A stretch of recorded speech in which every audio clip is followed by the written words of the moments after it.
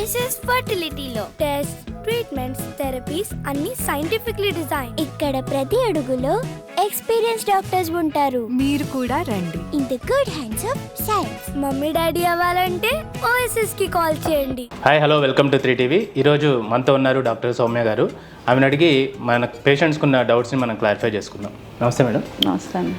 Madam, ఈ month breast awareness month అని అంటున్నారు. అసలు ఈ మంత్లో థీమ్ ఏంటి, ఏమేం చేయగలుగుతున్నారు? So breast cancer, October is called as breast cancer awareness month.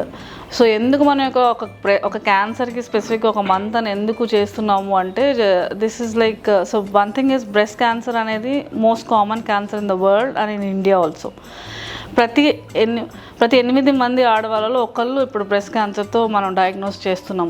So అంత కామన్గా ఉందన్నమాట. సో దాని గురించి మనం అవేర్నెస్ పెంచడానికి కోసము, సో దాని గురించి మనం ఎన్ని యాక్టివిటీస్ చేసి అంతమంది మనుషుల్లోకి ఈ బ్రెస్ట్ క్యాన్సర్ అనేది అవేర్నెస్ అనేది వెళ్తుందనే మన ఉద్దేశంతో చేస్తున్నారు.